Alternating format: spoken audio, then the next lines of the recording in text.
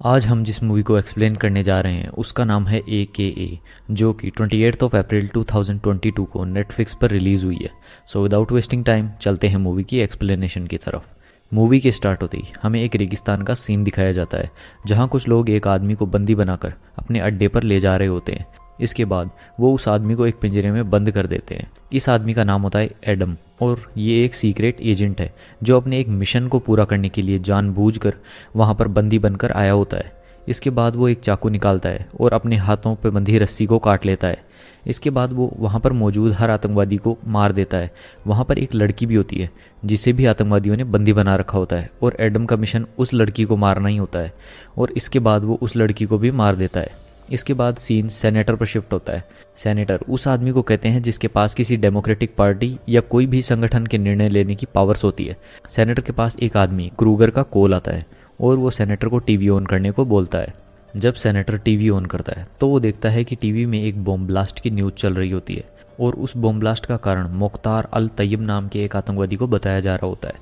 आप इस आतंकवादी का नाम और शक्ल याद रखना, यही आगे चलकर मूवी के प्लॉट को पूरी तरह से चेंज करने वाला है। थोड़ी देर बाद वहाँ क्रूगर भी आ जाता है और सेनेटर क्रूगर से बोलता है कि जल्दी से जल्दी इस आतंकवादी को ढूंढो, वरना प्रेसिडेंट मुझसे जवाब मांग मांग कर मेरी जान ले लेगा। यहाँ क्रूगर सेनेटर को बताता है कि जब उन्होंने मुख्तार को ट्रैक किया तो उन्हें पता चला कि उसने एक विक्टर नाम के आदमी से कांटेक्ट किया था। इसके बाद सीन ट्यूनीशिया में शिफ्ट होता है, जहाँ हमें एडम को दिखाया जाता है जो कि एक कैफ़े में बैठकर वही बॉम्ब ब्लास्ट की न्यूज़ देख रहा होता है। इसके बाद जब एडम अपने होटल रूम में आता है तो उसे क्रूगर से एक जगह पर मिलने का मैसेज मिला होता है। दरअसल एडम क्रूगर की ही सीक्रेट टीम का एजेंट होता है। इसके बाद एडम मैसेज के मुताबिक उस जगह पर पहुंच जाता है जहां उसे क्रूगर से मिलना होता है। वहां क्रूगर उसे मुख्तार को ढूंढने और उसे मारने का नया मिशन देता है। क्रूगर एडम को ये भी बताता है कि मुख्तार के कॉन्टैक्ट केवल एक आदमी से हैं जिसका नाम है विक्टर। वो एडम से कहता है कि मैं तुम्हें विक्टर की सिक्योरिटी टीम में पहुंचा सकता हूं। इसके आगे विक्टर का विश्वास जीतने से लेकर मुख्तार को मारने तक का काम तुम्हें खुद करना होगा। एडम उससे पूछता है कि तुम मुझे विक्टर की सिक्योरिटी टीम में डालने के लिए क्या कहानी बनाओगे। इस बात पर क्रूगर उसे कहता है कि वो एडम को एक 15 साल जेल में रह चुका कैदी बनाने वाला है। इसके बाद सीन शिफ्ट होता है और हमें एडम को विक्टर के घर के बाहर खड़ा हुआ दिखाया जाता है और थोड़ी देर में वहाँ एक आदमी आकर एडम को उसका काम बता देता है। इसके बाद हम देखते हैं कि एक आदमी विक्टर के पास जाता है और उसे कुछ दिनों की छुट्टी मांगता है। विक्टर उससे पूछता है कि फिर यहाँ मेरी सिक्योरिटी का काम कौन संभालेगा। इस पर वो आदमी कहता है कि ये काम अब एक नया रिक्रूटी एडम संभाल लेगा। इसके बाद विक्टर उसे छुट्टी लेने के लिए बोल देता है। दरअसल क्रूगर के आदमियों ने विक्टर के इस वर्कर के बेटे को बंदी बना रखा होता है और ये सारा काम उसने क्रूगर के कहने पर ही किया होता है। इसके बाद जब वो आदमी अपने घर आता है तो क्रूगर के आदमी उसे भी बंदी बनाकर वहाँ से ले जाते हैं।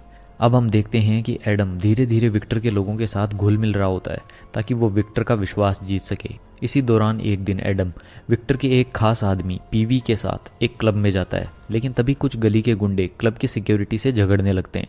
ये क्लब भी विक्टर का ही होता है और ये एडम के लिए विक्टर का दिल जीतने का और अपनी वफादारी साबित करने का एक अच्छा मौका होता है। इसीलिए वो उन गुंडों को पीटकर वहाँ से भगा देता है और उसका वफादारी साबित करने का प्लान काम भी कर जाता है। अगले दिन विक्टर उसे अपने पास बुलाता है और उसे अपनी टीम में शामिल होने की खुशी में ड्रिंक भी ऑफर करता है। इसके बाद वो एडम से कहता है कि मैं चाहता हूँ कि तुम कुछ दिनों के लिए मेरे बेटे जोनाथन के बॉडीगार्ड बन के रहो। एडम बोलता है कि आपकी बेटी हेलन को मेरा जोनाथन के साथ रहना पसंद नहीं है। दरअसल विक्टर के परिवार में उसकी पत्नी नतालिया, जिससे उसकी बिल्कुल भी नहीं बनती, उसकी बेटी हेलन और उसका सबसे छोटा बेटा जोनाथन होता है। विक्टर का एक पर्सनल असिस्टेंट भी है जिसका नाम सिस्को है और वो विक्टर के प्रति बहुत ही ज़्यादा वफादार होता है। साथ ही एडम जिस तेज़ी से विक्टर के करीब आ रहा होता है इसीलिए उसे एडम पर थोड़ा शक भी होता है। इसके बाद एडम जोनाथन का बॉडीगार्ड बनने के लिए राज़ी हो जाता है। अब हम देखते हैं कि एडम जोनाथन को लेने उसकी स्कूल में जाता है जहां कुछ बुली जोनाथन को परेशान कर रहे होते हैं। एडम वहां आकर उन बुलीज़ को वहां से भगा देता है और जोनाथन को बोलता है कि मैं तुम्हें सेल्फ डिफेंस की ट्रिक सिखाऊंगा। अब तक जोनाथन और एडम के बीच फ्रेंडशिप का बहुत अच्छा बॉन्ड भी बन चुका होता है। थोड़ी देर में वहाँ जोनाथन की बड़ी बहन हेलन आ जाती है और वो एडम से कहती है कि मैंने तुम्हें कहा था ना कि जोनाथन को स्कूल से मैं ही वापस लेकर आऊँगी। एडम उसे कहता है कि मुझे तुम्हारे डैड से ऑर्डर मिले हैं, लेकिन हेलन उसकी एक भी बात नहीं सुनती। दरअसल हेलन को लड़ाई करने वाले लोगों से सख्त नफरत होती है क्योंकि उसने बचपन से ही अपने डैड को इन्हीं कामों की वजह से परेशान होते हुए देखा होता है। इसके बाद वो जोनाथन को अपने साथ ले जाती है। जाते वक्त जोनाथन एडम को कहता है कि कल उसका बर्थडे है और वो उसे अपनी बर्थडे पार्टी पर इनवाइट भी करता है। अगले दिन हमें जोनाथन को दिखाया जाता है, जो अपने बर्थडे पर भी ज़्यादा खुश नज़र नहीं आ रहा होता, क्योंकि वो अपनी मोम के साथ जू में जाना चाहता है, लेकिन उसकी मोम बिजी होती है, इसीलिए वो उसके साथ जाने से मना कर देती है। तभी वहाँ पर एडम जोनाथन के लिए एक punching bag as a gift लेकर आता है। एडम को देखकर जोनाथन बहुत ज़्यादा खुश होता है।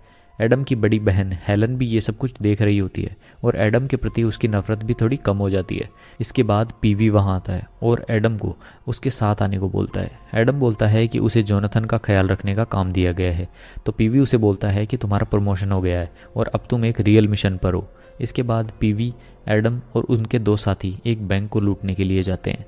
वो लोग ये डिसाइड करते हैं कि एडम बाहर रुककर गाड़ी को स्टार्ट करके रखेगा और बाकी तीनों अंदर जाकर पैसे लेकर आएंगे। अकॉर्डिंग टू प्लान वो लोग पैसे लेकर गाड़ी में आ जाते हैं और एडम गाड़ी चलाकर वहाँ से जाने लगता है, लेकिन तभी कुछ गुंडे उनकी गाड़ी को टक्कर मार देते हैं और उन पर फायरिंग करना शुरू कर देते हैं।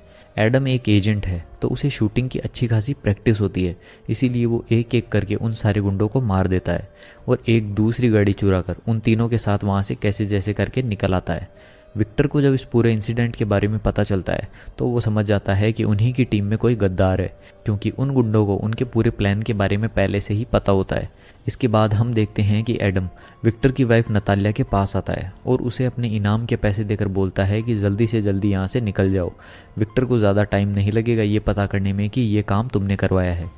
दरअसल नतालिया और विक्टर की बिल्कुल भी नहीं बनती, इसीलिए उसने एक गैंगस्टर के साथ पार्टनरशिप करके ये काम किया होता है। इसके बाद सीन विक्टर पर शिफ्ट होता है, जो उस आतंकवादी मोख्तार को कॉल करता है और उसे कहता है कि पैसों का इंतजाम हो गया है, अब हम अपने मिशन को अंजाम दे सकते हैं। और ये सारी बातें एडम के दो साथी भी सुन रहे होते हैं, जो कि एडम की बैकअप टीम के रूप में असाइन किए गए होते हैं। दरअसल अब तक एडम विक्टर के ऑफिस में एक माइक्रोफोन भी लगा चुका था, इसीलिए वो विक्टर की बातें भी सुन पा रहे होते हैं। इसके बाद सीन वापस विक्टर पर शिफ्ट होता है, जिससे पीवी मिलने आता है और विक्टर सारा पैसा पीवी को दे देता है और उन दोनों को एडम भी छिपकर देख रहा होता है। इसके बाद पीवी वो पैसों से भरा बैग लेकर एक कैफ़े में जाता है और एडम भी उसी कैफ़े से थोड़ी सी दूरी पर अपनी कार से पीवी पर निगरानी रखे होता है, क्योंकि उसे यकीन होता है कि पीवी वो पैसों का बैग मोख्तार को ही देगा, यानी यहाँ वो मोख्तार को मार सकते हैं। इसके बाद सीन विक्टर की वाइफ नतालिया पर शिफ्ट होता है। नतालिया के पास उस गैंगस्टर का कॉल आता है जिसके साथ मिलकर उसने बैंक रॉबरी वाले पैसे चुराने का प्लान बनाया था। वो नतालिया को कहता है कि तुमने मुझे नहीं बताया कि विक्टर की टीम में कोई शार्प शूटर भी है। दरअसल एडम ने उस गैंगस्टर के सारे आदमियों को मौत के घाट उतार दिया था, इसीलिए वो नतालिया पर बहुत ज़्यादा गुस्सा होता है। वो नतालिया को कहता है कि मुझे पूरे पैसे वापस ला कर दो, वरना मैं तुम्हारे बेटे को मार दूंगा। दरअसल उसने जोनाथन को किडनैप कर लिया होता है। तभी वहाँ पर हेलन भी जख्मी हालत में पहुँच जाती है और वो अपने डैड यानी विक्टर को कहती है कि एक गैंगस्टर ने जोनाथन को किडनैप कर लिया है और वो फिरौती के तौर पर बैंक से चुराए पैसे मांग रहा है, लेकिन विक्टर ऐसा करने से साफ मना कर देता है। इस बात पर विक्टर और नतालिया के बीच फिर से झगड़ा हो जाता है। हेलन अपने मॉम डैड की बातें बाहर से सुन लेती है और उसे पता चल जाता है कि डैड जोनाथन को बचाने के लिए कुछ नहीं करने वाले, इसीलिए वो एडम को कॉल करती है। दूसरी तरफ एडम अभी भी पीवी और मोख्तार का उस कैफ़े के बाहर आने का वेट कर रहा होता है। तभी हेलन का उसके पास कॉल आता है। हेलन उससे पूरी बात बताती है, लेकिन एडम उसे कहता है कि मैं कुछ नहीं कर सकता और ऐसा कहकर वो फ़ोन काट देता है। हेलन को इस बात से बहुत दुख होता है। दूसरी तरफ एडम भी बार बार जोनाथन के बारे में सोचकर परेशान हो रहा होता है। उसके एक तरफ उसका मिशन होता है और दूसरी तरफ उसकी और जोनाथन की दोस्ती। वो अपने एक साथी को कॉल करता है और उसे उस कैफ़े के पास आने को बोलता है। साथ ही वो उनसे जोनाथन की लोकेशन को ट्रैक करने को भी बोलता है। इसके बाद जब उसका साथी उस कैफ़े के पास आ जाता है तो वो उसे पीवी और मोख्तार पर नज़र रखने को बोलता है और पूरी तरह से वेपन्स से इक्विप्ड होकर वो जोनाथन को बचाने के लिए उस गैंगस्टर के अड्डे की तरफ निकल जाता है। थोड़ी देर बाद एडम उस जगह पर पहुंच जाता है और हमें एक बहुत ही शानदार फाइट देखने को मिलती है। एडम कैसे जैसे करके जोनाथन को वहां से बचाकर ले आता है। इस दौरान उसे भी एक गोली लग जाती है, लेकिन वो कैसे जैसे ड्राइव करके विक्टर के घर तक पहुंच जाता है और वहां पहुंचते ही काफ़ी खून बहने की वजह से वो बेहोश हो जाता है। इसके बाद नतालिया और हेलन वहां आते हैं और जोनाथन को सही सलामत देखकर बहुत खुश होते हैं। इसके बाद हेलन एडम को एक रूम में लेकर आती है और वहां उसको लगी गोली निकालकर उसके घाव पर पट्टी बांध देती है। दूसरी तरफ शीन उस कैफ़े पर शिफ्ट होता है जहां एडम अपने एक साथी को पीवी और मोख्तार पर नज़र रखने के लिए छोड़कर गया था। वो एजेंट देखता है कि कैफ़े से बाहर मोख्तार आता है और वो मुख्तार के पीछे निकल पड़ता है। थोड़ी दूर जाने के बाद वो मुख्तार को सरेंडर करने को बोलता है। मुख्तार हाथ ऊपर करके उस एजेंट की तरफ घूमता है। तभी पीवी उस एजेंट को पीछे से गोली मार देता है और मुख्तार को अपने साथ वहाँ से कहीं दूर सेफ जगह पर ले आता है। इसके बाद सीन वापस एडम पर शिफ्ट होता है। उसे जैसे ही होश आता है तो वो सीधा उस कैफ़े वाली जगह पर आने की सोचता है। तभी मुख्तार के घर में ही विक्टर का एक पर्सनल असिस्टेंट सिस्को एडम को रोक लेता है और वो उससे घुमा फिरा कर सवाल करने लगता है। दरअसल उसे एडम पर शक हो गया होता है कि उसे आखिर जोनाथन की लोकेशन का पता कैसे चला, साथ ही उसने अकेले ही कैसे एक पूरी गैंग को ख़त्म कर दिया। एडम उसे एक कड़वा जवाब देता है कि मुझे हेलन ने बताया कि तुम लोगों ने जोनाथन की जान बचाने के मामले में तो हाथ ही खड़े कर दिए थे, और अब अगर कोई जोनाथन को बचा कर ले आया है तो तुम्हें उस पर शक हो रहा है। ये कहकर एडम अपनी कार से सीधा उस कैफ़े वाली जगह पर आ जाता है। अब तक वो कैफ़े बंद हो चुकी होती है, इसीलिए वो उस कैफ़े का दरवाज़ा तोड़कर अंदर घुस जाता है। दरअसल उसे सीसीटीवी कैमरा की फुटेज चेक करनी होती है। कैफ़े का दरवाज़ा टूटने की वजह से दुकान में एक सायरन बजने लगता है, लेकिन एडम उस बात की परवाह किए बिना सीसीटीवी फुटेज देखने लगता है, जिससे उसे पता चल जाता है कि वो सही था और मुख्तार वहाँ पर आया था। इस बात से उसे बहुत ज़्यादा दुख होता है क्योंकि उसने एक बेहतरीन मौका गंवा दिया होता है। इसके बाद पुलिस वहाँ आ जाती है, लेकिन एडम उनसे कहता है कि मैं एक पुलिस वाला हूँ, और उसकी आईडी चेक करने के बाद पुलिस वाले वहाँ से चले जाते हैं। और हम देखते हैं कि विक्टर का पर्सनल असिस्टेंट सिस्को ये सब कुछ देख लेता है और वो समझ जाता है कि एडम एक पुलिस वाला है। वो अपने दो साथियों को कॉल करके बोलता है कि एडम एक पुलिस वाला है और एडम को मारने का एक प्लान बनाता है। लेकिन सिस्को की बातें एडम की एक साथी भी सुन रही होती है, क्योंकि उन्होंने विक्टर के सभी वर्कर्स के फ़ोन भी टैप कर रखे होते हैं। दूसरी तरफ हमें एडम को दिखाया जाता है, जिसका वो गोली वाला घाव अभी तक ठीक नहीं हुआ होता, और इसीलिए उसे अपने घर आते ही कमजोरी महसूस होती है और वो रेस्ट करने के लिए सो जाता है। दूसरी तरफ हम देखते हैं कि सिस्को अपने दो साथियों के साथ एडम को मारने के लिए उसके अपार्टमेंट के बाहर आ जाता है। तभी वहाँ एडम की वो साथी भी आ जाती है, जिसने सिस्को को कॉल पर सुन लिया होता है कि एडम एक पुलिस वाला होता है, और वो सिस्को और उसके दोनों साथियों को मार देती है। लेकिन इस दौरान एक शॉटगन की गोली उसके गले पर भी लग जाती है। इसके बाद उसका काफ़ी खून बहता है और वो कैसे जैसे करके एडम के अपार्टमेंट तक पहुंचकर वहीं पर बैठ जाती है। थोड़ी देर बाद जब एडम बाहर आता है तो वो देखता है कि उसकी साथी उसके गेट के बाहर अधमरी हालत में होती है। वो एडम को कहती है कि विक्टर को तुम्हारी सच्चाई के बारे में पता चल चुका है, और इसके बाद वो वहीं पर दम तोड़ देती है। इसके बाद सीन शिफ्ट होता है और हमें सेनेटर को दिखाया जाता है। वो देखता है कि कोई आदमी उसे बाहर से देख रहा होता है, और वो बाहर खड़ा आदमी और कोई नहीं बल्कि मुख्तार होता है। वो एक लेटर सेनेटर के लिए वहाँ पर रखता है और वहाँ से भाग जाता है। इसके बाद सेनेटर क्रूगर को बुलाता है और उससे पूछता है कि तुम्हारा वो एजेंट मुख्तार को कब तक मार देगा। इस पर क्रूगर कहता है कि एडम मुख्तार को 24 घंटे में मार देगा। सेनेटर क्रूगर से कहता है कि मुख्तार ने उसके लिए एक लिफाफे में एक फ़ोटो छोड़ी है। उस फोटो को वो क्रूगर को दिखाता है और कहता है कि अगर तुमने उसे मारा नहीं तो सत्ता पलट सकती है और हम दोनों जेल में जा सकते हैं। दरअसल उस फोटो में सेनेटर और वो आतंकवादी मुख्तार एक दूसरे से हाथ मिला रहे होते हैं। यहाँ हमें इतना तो पता चल जाता है कि सेनेटर और क्रूगर अच्छाई के पक्ष में तो नहीं है, लेकिन वो कितने बुरे हैं ये आपको आगे पता चलने वाला है। इसके बाद हम देखते हैं कि एडम ने पीवी के कॉल को ट्रेस पर लगाया होता है, क्योंकि पीवी मुख्तार के साथ ही होता है और उसे पीवी की लोकेशन का पता चल जाता है। इसके बाद वो उस लोकेशन पर फुल्ली इक्विप्ड होकर पहुंच जाता है। वो अंदर जाता है जहां पर बहुत ही कम सिक्योरिटी होती है, और वो आसानी से उन लोगों को मारते हुए पीवी और मुख्तार तक पहुंच जाता है। वहां पहुंचते ही वो मुख्तार के पैर में एक गोली मार देता है और फिर पीवी और मुख्तार को गन पॉइंट पर लेकर सवाल पूछने लगता है। वो मुख्तार से पूछता है कि यहाँ क्या चल रहा है और तुम्हारा अगला प्लान क्या है। तभी पीवी बीच में बोल पड़ता है कि तुम उन कमीनों के लिए काम करते हो। दरअसल उसे अभी तक पता नहीं होता कि एडम एक एजेंट है जो सेनेटर और क्रूगर के लिए काम करता है। मुख्तार एडम से कहता है कि सेनेटर तो अब तक आर्मी जनरल बन गया होगा, लेकिन ये सब कुछ उसने मुझसे और मेरी कंट्री से छीना है। एडम पूछता है कि तुमने उन पैसों का क्या किया, जिस पर मुख्तार उसे एक जगह पर देखने का इशारा करता है। एडम जब वहाँ देखता है तो वहाँ एक लड़की का इलाज चल रहा होता है। एडम पूछता है कि ये सब क्या चल रहा है। पीवी बोलता है कि हम कोई टेररिस्ट नहीं है और हमें कुछ नहीं चाहिए। एडम फिर पूछता है कि तुम्हें वो पैसे किस चीज़ के लिए चाहिए थे। पीवी बोलता है कि इस बच्ची की सर्जरी के लिए। एडम पूछता है कि ये कौन है।